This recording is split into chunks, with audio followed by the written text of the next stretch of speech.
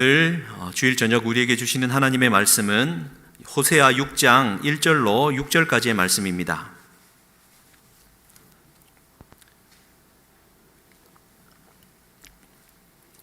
호세아 6장 1절로 6절까지의 말씀, 우리 함께 한 목소리로 봉독하시겠습니다.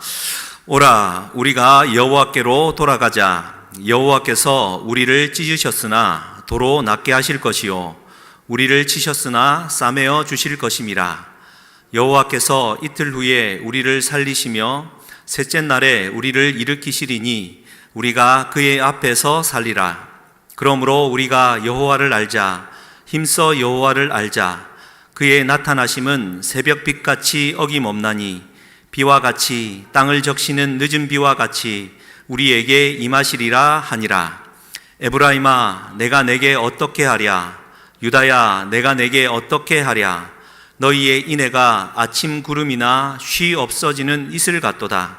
그러므로 내가 선지자들로 그들을 치고 내 입의 말로 그들을 죽였노니 내 심판은 비처럼 나오느니라.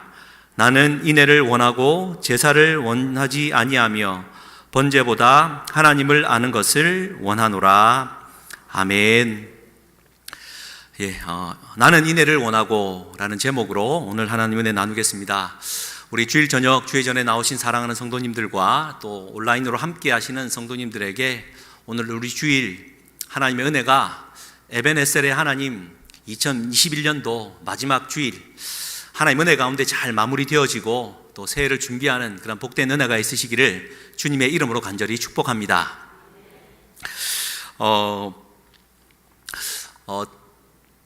저는 이제 대학 생활을 자취 생활로 시작했습니다. 친형과 함께 자취 생활을 시작했는데, 자취 생활의 꽃은 스스로 밥을 해먹는 것인데 많이 잘 해먹지는 못하고 계란 후라이가 주된 식사였습니다.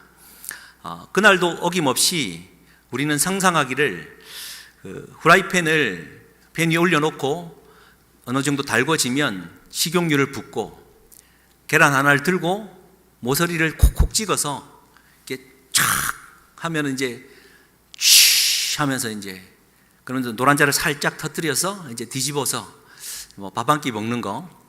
그날도 그렇게 상상하며 계란 하나를 들고 깨뜨렸습니다. 그런데 이 계란이 썩은 계란이었습니다. 어떻게 썩었는지는 모르지만 그 흰자 부분이 시커먼 물이었고 노른자도 까맣게 변질되어 있었습니다.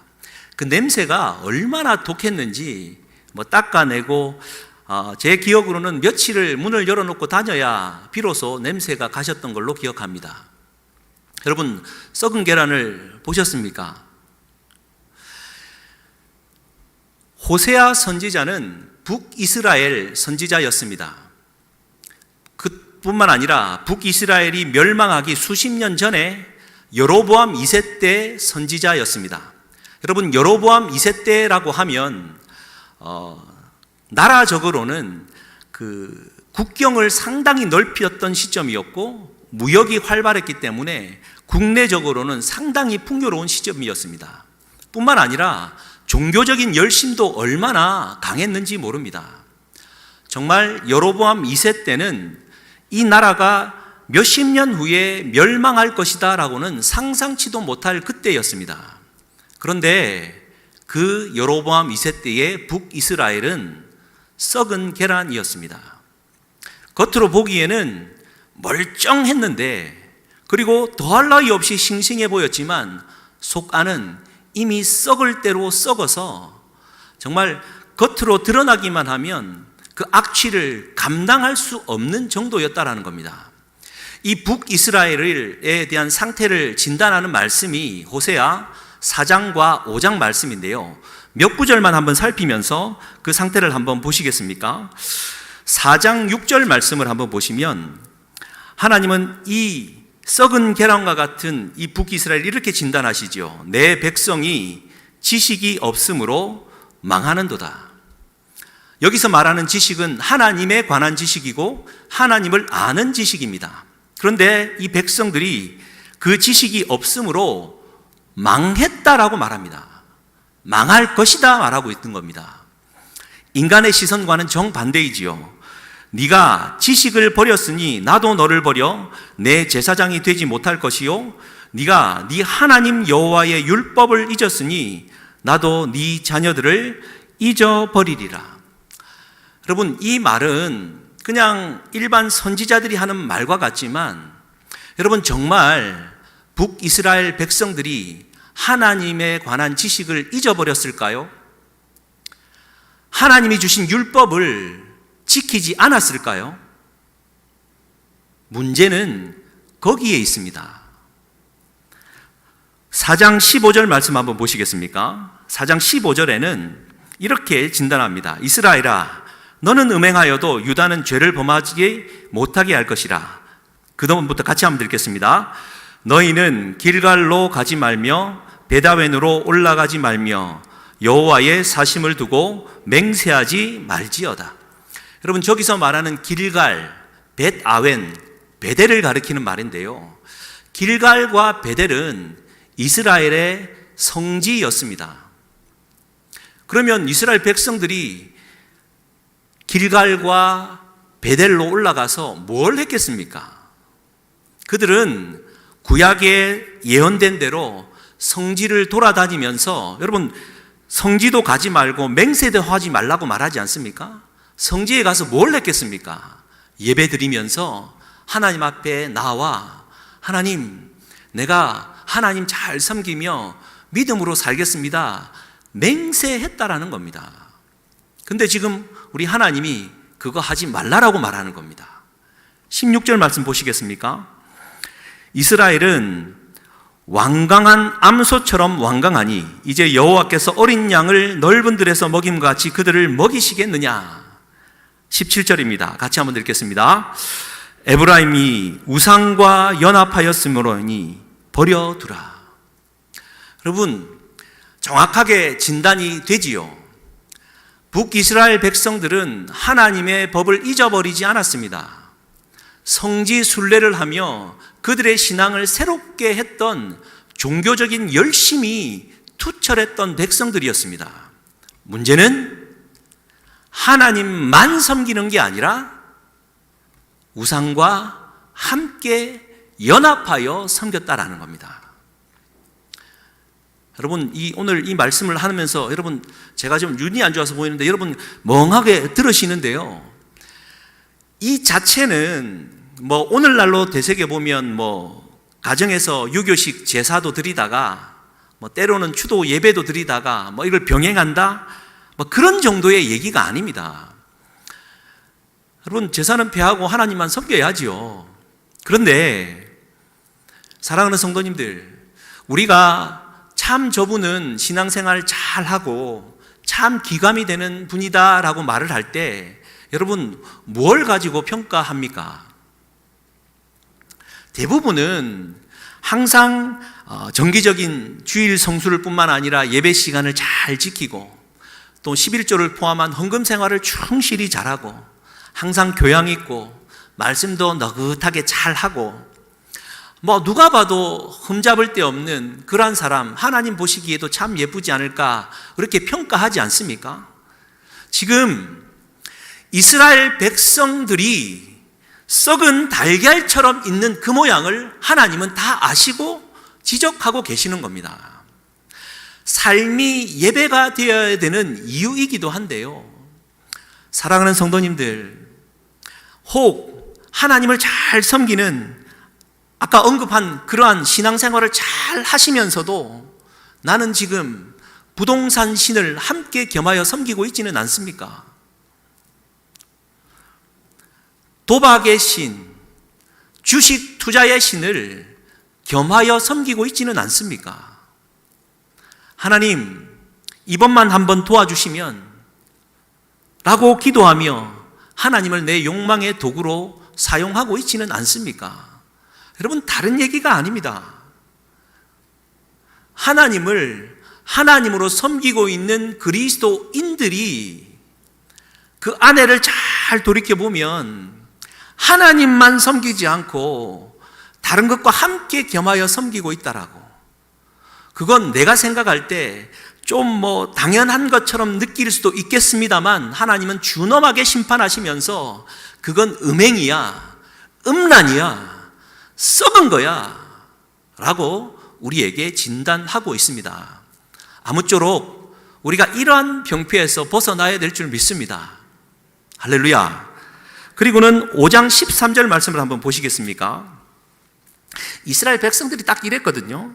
5장 13절에 에브라임이 자기의 병을 깨달으며 유다가 자기의 상처를 깨달았고, 뭔가 잘못됐다, 위기가 왔다라는 것을 깨달았는데, 이 에브라임, 북이스라엘을 가리키는 대표적인 말입니다.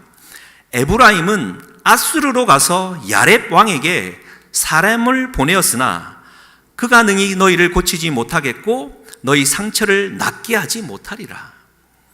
그러니까 하나님만 믿고 잘 섬기면 그걸로 충분한데, 하나님도 섬기면서 뭔지 모를 불안을 느껴 아수르에게 손을 내밀었단 말입니다.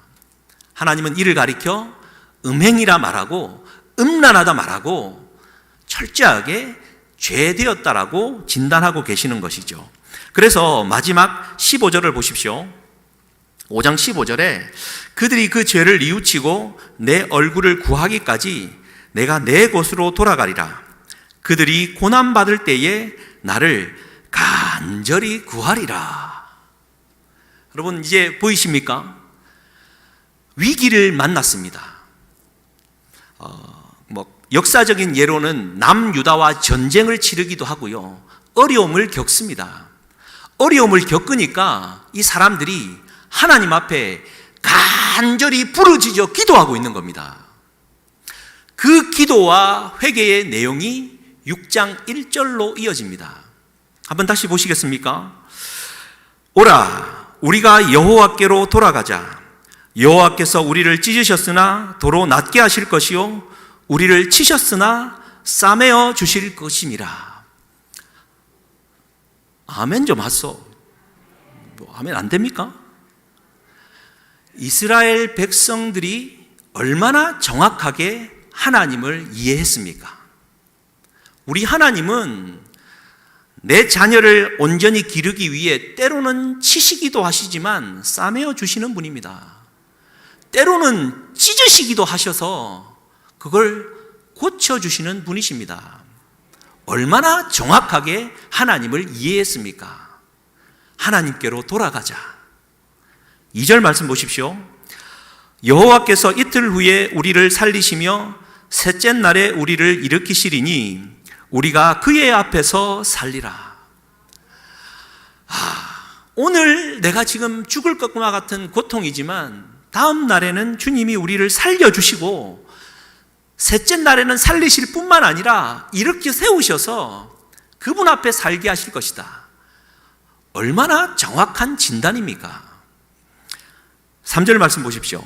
그러므로 우리가 여호와를 알자, 힘써 여호와를 알자. 그의 나타나시면 새벽빛같이 어김없나니 비와 같이 땅을 적시는 늦은 비와 같이 우리에게 임하시리라. 여러분, 얼마나 하나님을 정확하게 잘 이해하고 얼마나 회개하는 아름다운 기도입니까?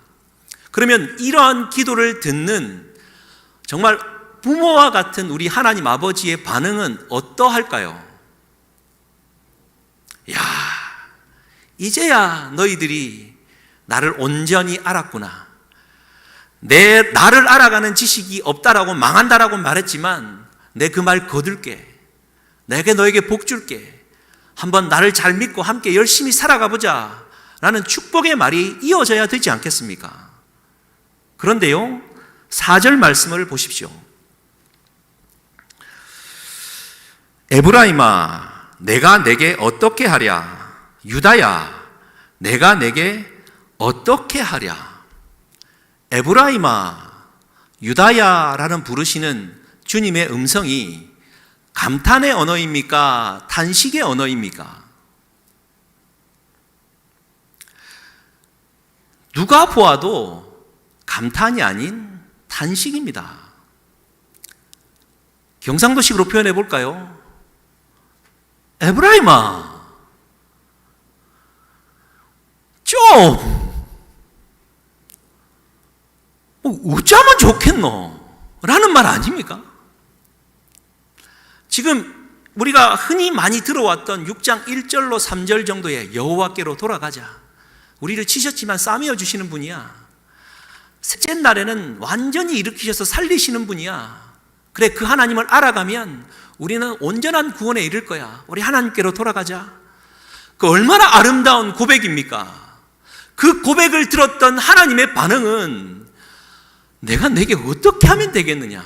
탄식입니다. 무슨 의미입니까? 그들의 하나님을 찾고 부르짖는 회개의 마음의 중심은 여전히 하나님만 구하는 게 아니라 다른 생각과 함께 있더라라는 겁니다.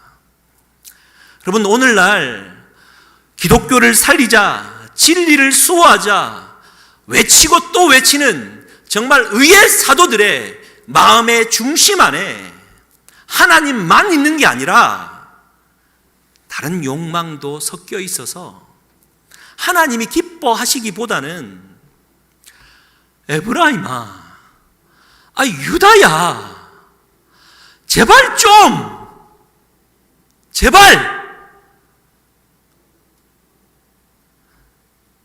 모를 것 같냐고.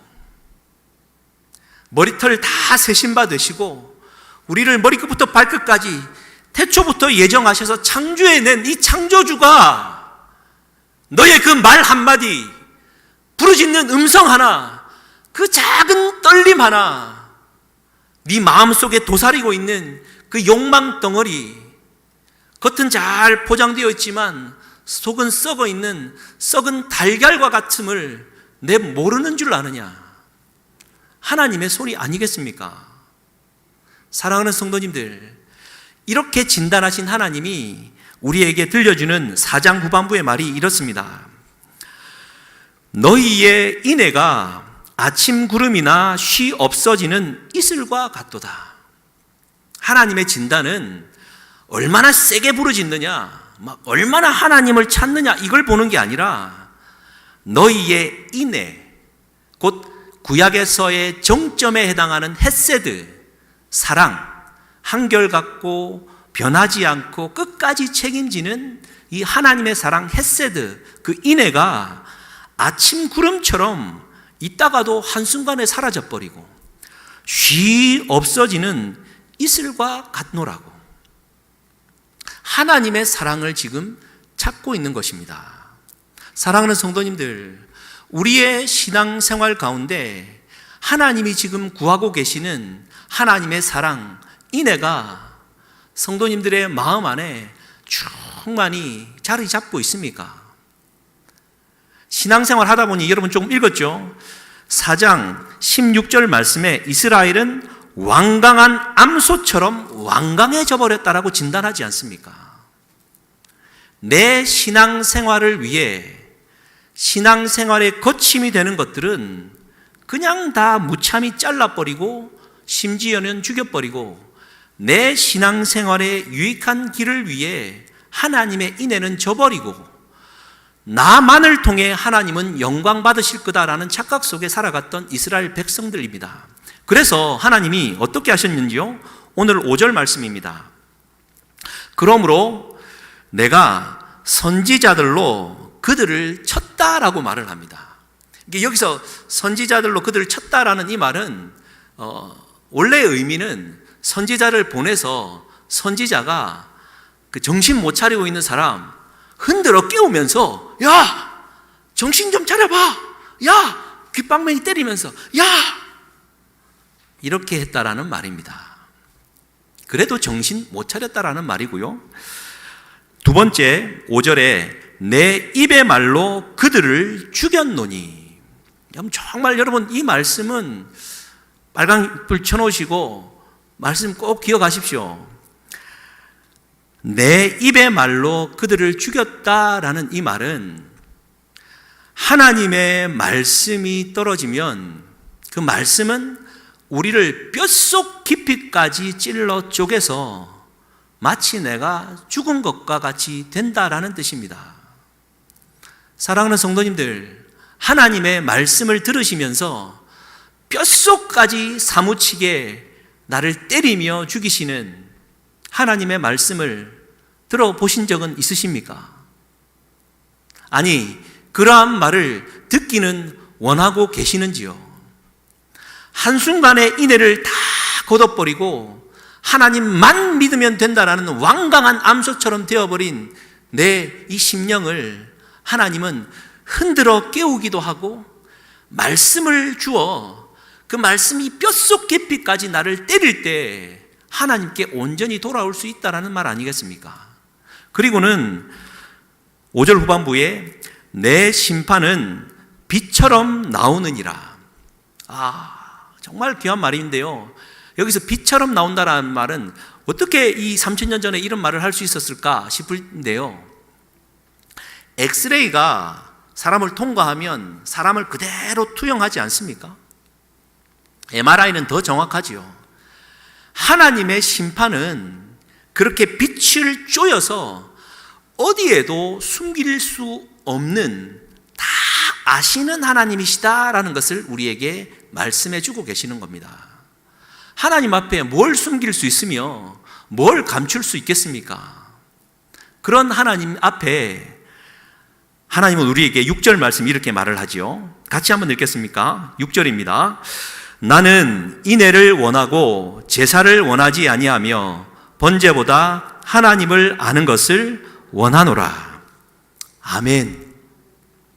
그래서 아까 읽지는 않았는데요, 5장 6절 말씀에 의하면 그들이 양떼와 소떼를 끌고 여호와를 찾아갈지라도 만나지 못할 것은 이미 그들에게서 떠나셨습니다.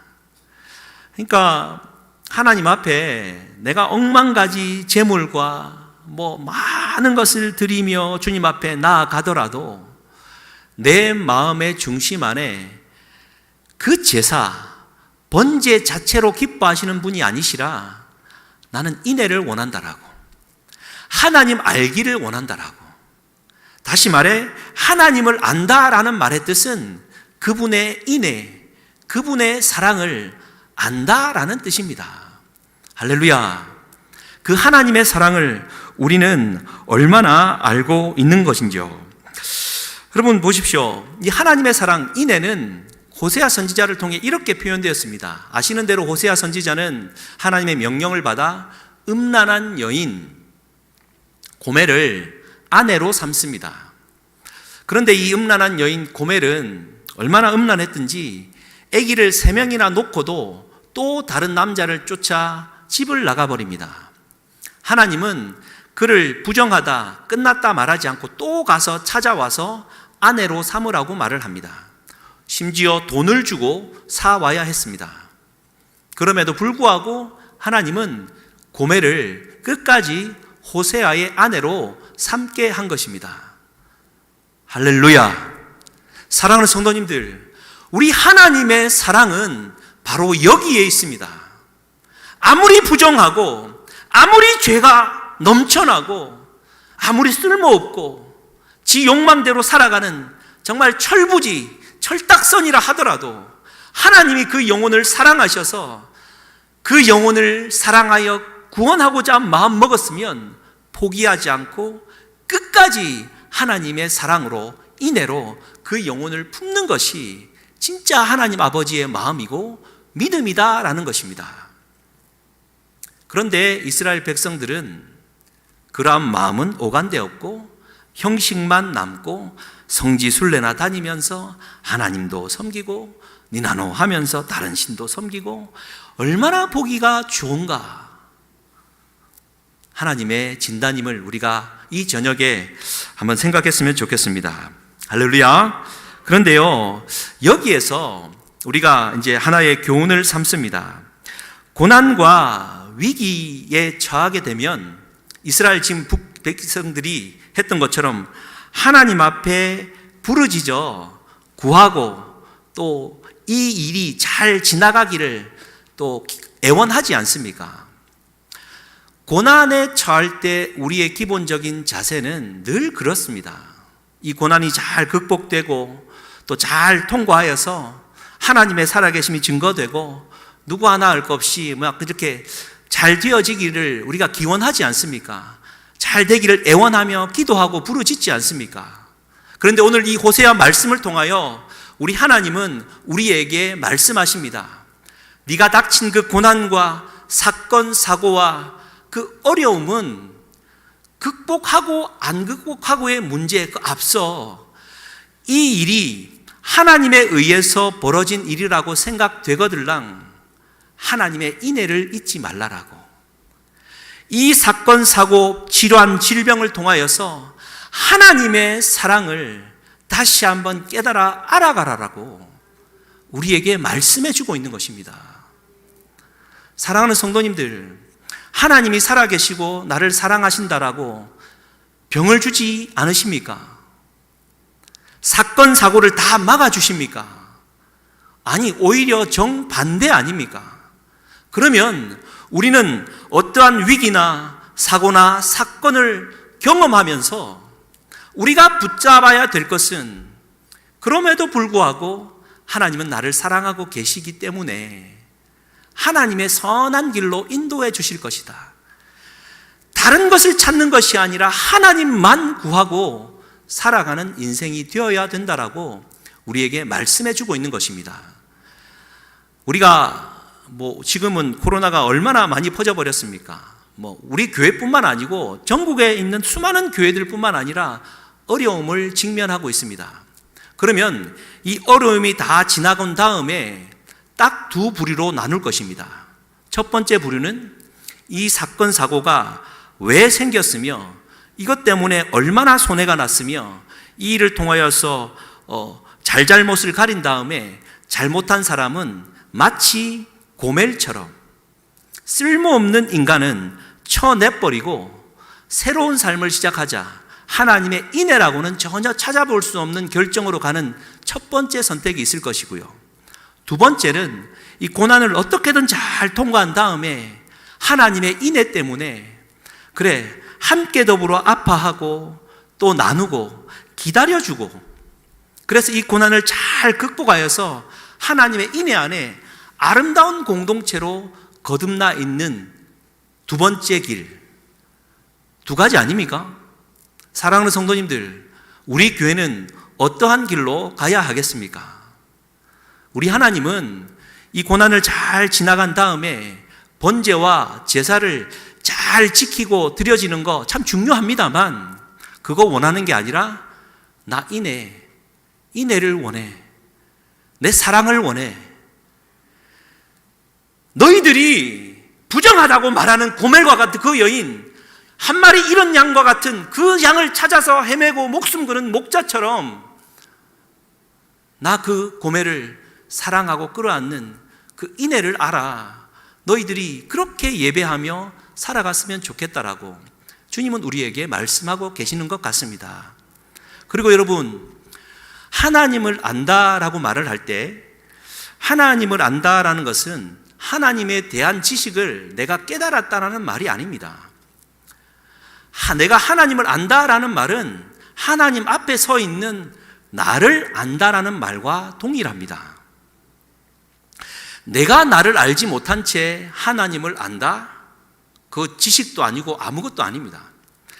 내가 하나님을 알기 위해서는 내가 누군지 알아야 된다라는 뜻입니다. 다시 말해, 나는 하나님의 사랑을 받을 자격도 없고 얼마나 지저분한 죄를 짓고 살아가는 마치 썩은 달걀과 같은 존재인데 나 같은 게 뭐라고? 하나님은 끝까지 나를 사랑하셔서 나의 신랑이 되어주시고 나를 신부로 불러주시는가? 나 같은 게 뭐라고? 그리할 때 하나님을 알고 하나님의 사랑을 아는 것 아닙니까? 여러분, 고멜이 왜 도망갔습니까? 호세아가 자기를 사랑해 주지 않아서가 아니지 않습니까? 하나님의 명령을 받은 호세아는 아마 억지로 사랑해 준 게 아니라 불 끓는 마음으로 진심으로 사랑했을 겁니다. 그러면 고멜도 정말 뭐라고 표현할까요? 마음이 강철 같고, 이런 표현 죄송합니다. 개떡 같은 마음이더라도 닥쳐라 하더라도 남편이 나를 사랑한다라는 사실을 느끼지 않겠습니까? 그런데 고멜은 그 사랑을 알긴 했지만 자기가 그 사랑을 받을 만한 자격이 없는 여인이다라는 사실을 깨우치지 못했던 겁니다. 여전히 내 마음이 살아, 내 욕망이 살아, 틈만 나면 뻘짓하러 나가는 겁니다. 근데 만약 자기가 얼마나 처절하고 고통스러운 죄인인지 깨달았다면 나 같은 게 뭐라고 저 선지자 호세아가 나를 아내로 삼아 끝까지 나를 사랑해 주는가 깨달았다면 여러분 당연히 돌이키고 호세아의 부인으로서 아름다운 생을 새롭게 시작하지 않았겠습니까? 할렐루야. 아무쪼록 오늘 이 2021년도 연말을 맞고 새해를 준비하면서 달려왔던 1년의 삶을 돌아보면 참 잘했던 기억도 있을 것이고 또 뿌듯한 기억도 있을 것입니다만 하나님만 섬겨왔는지 우리는 스스로에게 물어야 할 것입니다. 그리고는 내년에 진정 우리 주 하나님만 섬기는 진짜 그리스도인으로 살아가겠습니다.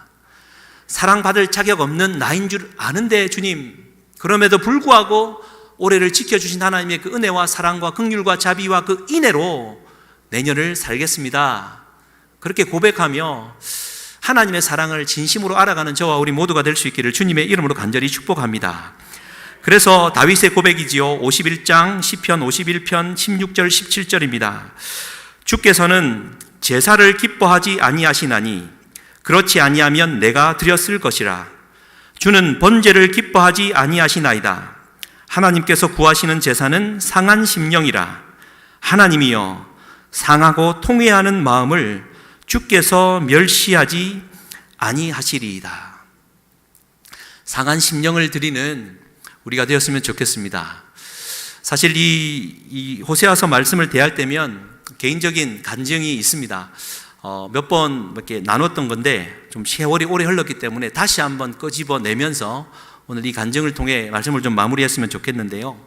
2008년도 7월 30일 날 서울에 있는 교회에서 어른들, 그러니까 70이 넘어 되신 장로님 2분과 또 선생님 포함한 10명, 그리고 중고등 학생 13명을 데리고 저 포함 24명이 속초항을 떠나 동춘호를 타고 러시아 자루비누항을 통과하여 훈춘에 중국 비전 트립을 7박 8일 동안 계획하고 출발했습니다. 금요일 날 도착했던 우리는 그 여정을 풀고 첫날부터 강행군을 했고 거기에 있는 학생들과 만남하고 교제하면서 첫날을 잘 마무리했습니다. 둘째 날은 도문을 방문하고 북한 땅 두만강을 보고 또 북한 땅과의 이어진 다리를 건너가고 이러면서 용정 이런 일정이 있었습니다. 오후가 되었고 윤동주 시인의 대성중학을 견학한 다음에 윤동주 생가를 가고 있었습니다. 그때 지나가면서 우리 선교사님이 안중근 의사가 사격 훈련을 하던 절벽이다라고 소개를 하는 그 모습을 보면서 상당히 인상을 갖고 있었던 찰나 얼마 지나지 않아 쾅 하는 소리와 함께 우리 차는 교통사고가 났습니다. 강길을 따라갔기 때문에 마주오던 차와 부딪혔는데 그 차가 만약 오른쪽으로 빠졌다면 내과 쪽으로 바뀌어서 차가 몇 번 구르고 정말 큰 사고가 났을 텐데 다행히 왼쪽 풀밭 쪽으로 밀려가면서 거기에 탁 박히게 되었습니다. 알고 봤더니 마주오는 차와 우리가 가는 차 30인 미니버스인데 오는 차는 그 작은 픽업차, 진칸 있는 픽업차인데 만취 상태였던 운전자였고 서로가 우리 집 차선으로 넘어오고 또 서로 피하고 서로 같이 피하다가 속도를 줄이지 못하고 정면 충돌을 했고 우리가 힘이 셌기 때문에 밀고 갔고 그 차는 전복이 되었고 안타깝게도 마주오던 운전자는 그 자리에서 즉사를 했습니다. 큰 사고가 났는데 다행히 아이들은 많이 안 다쳤는데 우리 함께 했던 장로님 쇄골뼈가 부러지고 같이 했던 권사님 무릎에 있는 살점이 떨어져 나가고 생각보다는 좀 심각한 다침이 있었지만 그나마 괜찮았는데 그 운전석 보조석에 앉아있던 우리를 인도해주고 통역해주던 구명희 전도사님, 작은 어린이 여인 20대 후반에 구명희 전도사님이 부딪히면서 차에서 튕겨져 나갔는데 뭐 어떻게 당했는지 모르지만 앞쪽으로 튕겨져 나가서 떨어졌습니다.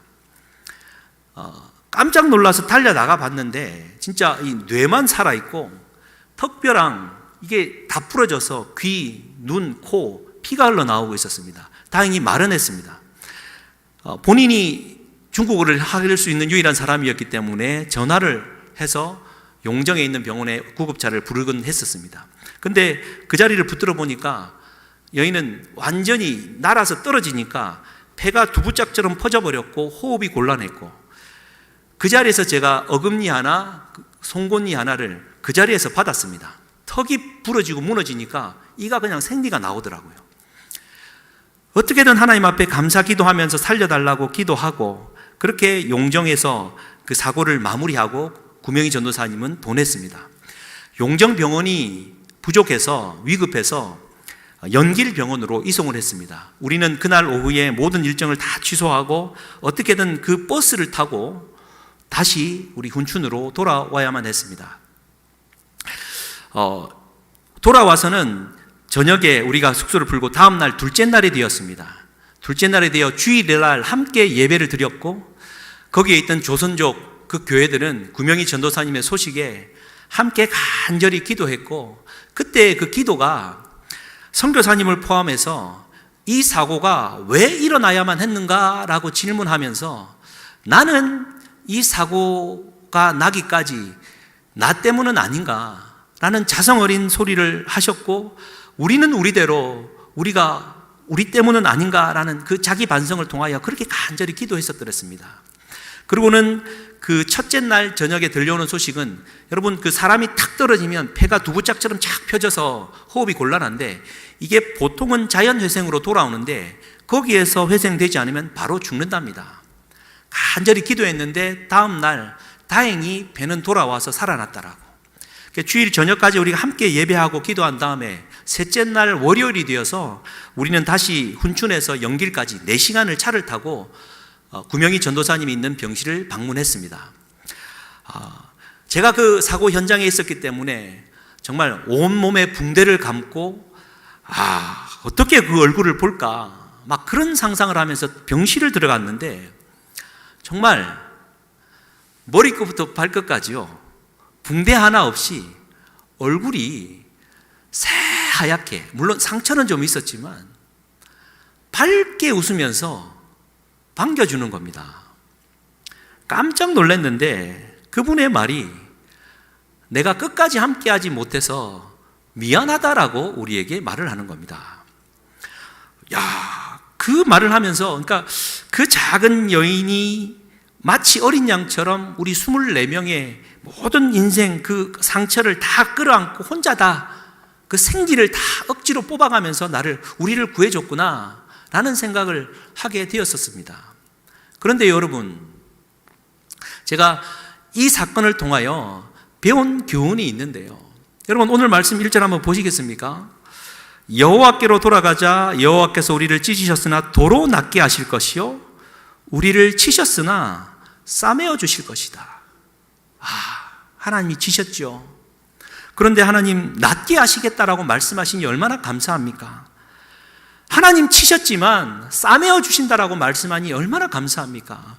그리고 2절 말씀에서 제가 조금 더 깜짝 놀랐는데요. 여호와께서 이틀 후에 우리를 살리신다. 이 폐가 살아난 거구나.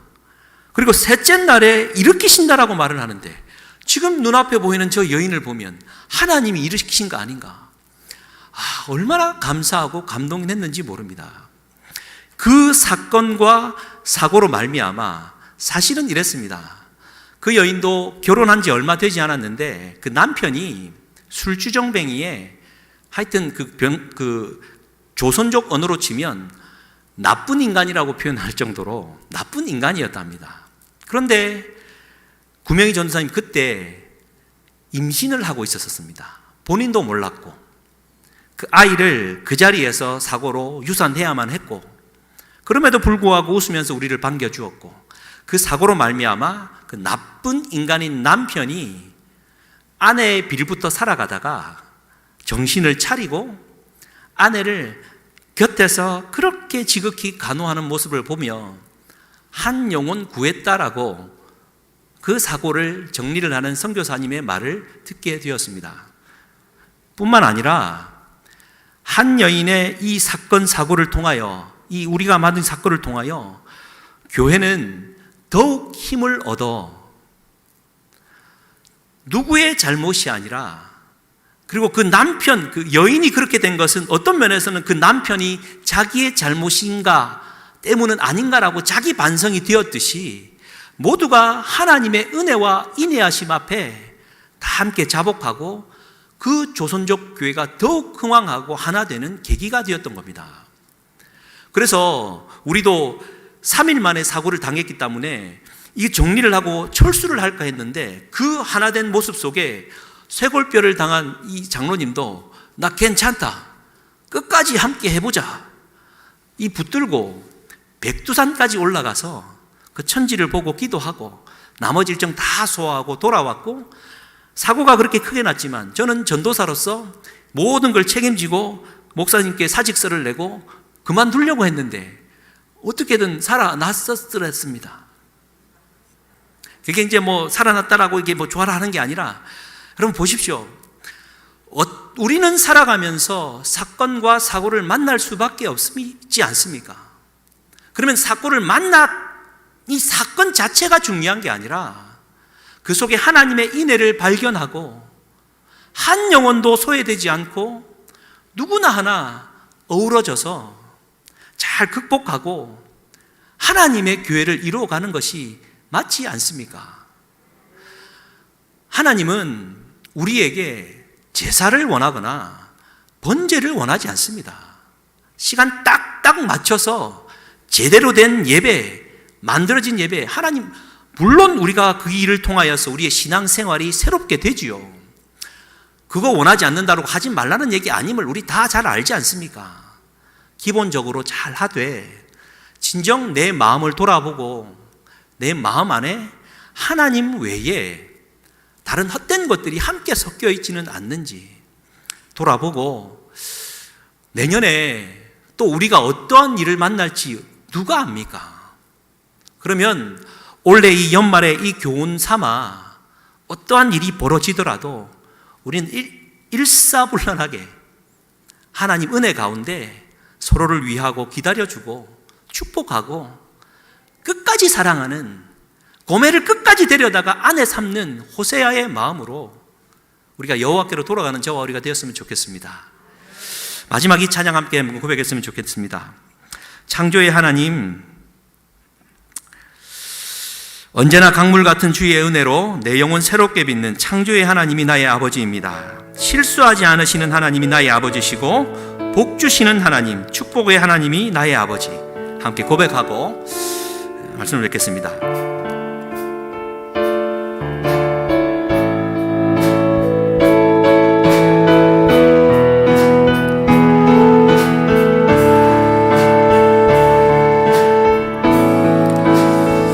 언제나 강물 같은 주의 은혜로 내 영혼 새롭게 빚는 창조의 하나님이 나의 아버지. 지치고 상한 마음 싸매주시고 품 안에 안아주시는 위로의 하나님이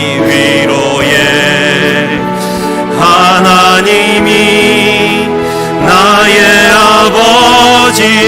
아멘. 신실하신 하나님이 나의 아버지십니다. 신실하신 하나님이 나의 아버지. 실수하지 않으시는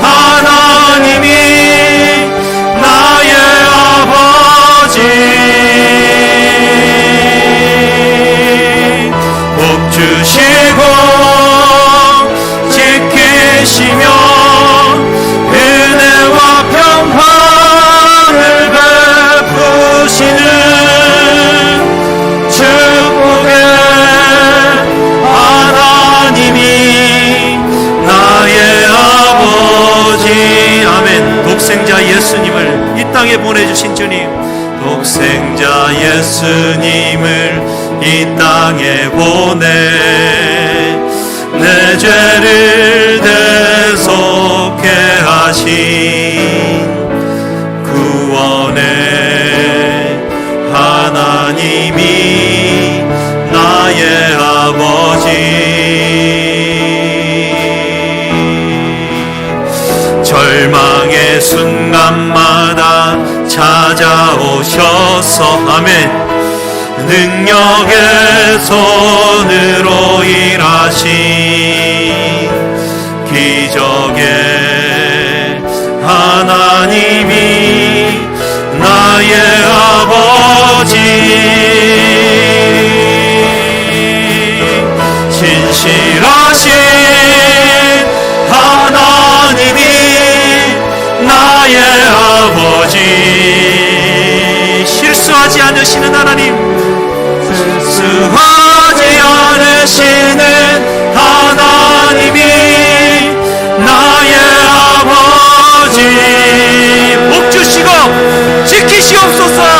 복 주시고 지키시며 은혜와 평강을 베푸시는 축복의 하나님이 아멘. 주님, 신실하신 하나님이 나의 아버지 되심을 믿습니다.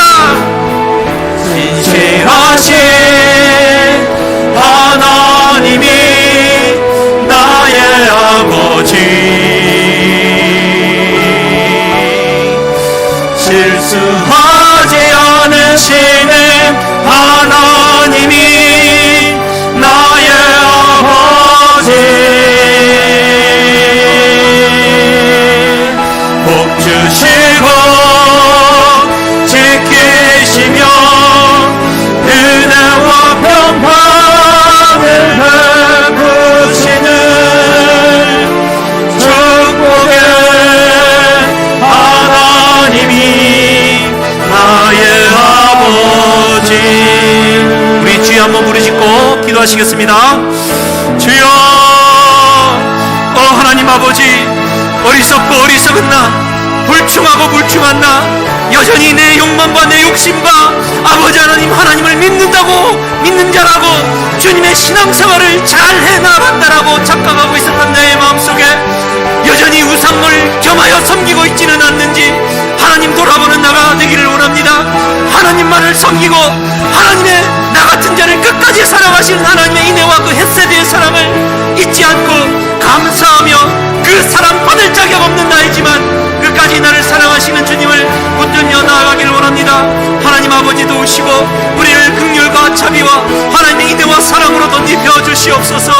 하나님, 우리를 잘 마무리하고 하나님 내일을 새해를 준비할 때마다 하나님만을 섬기겠다라고 우리 주님만을 붙들겠다라고 다른 것 하나님 의식 품지 않고 다른 것 되지 않지 않고 내가 의지했던 그 모든 것 다 내려놓고 한 마음 다해 주님만을 한 주인으로 모시고 살아가는 참된 주님을 경배하는 자, 하나님을 한 경배자가 되지 않도록 하나님 도와주시고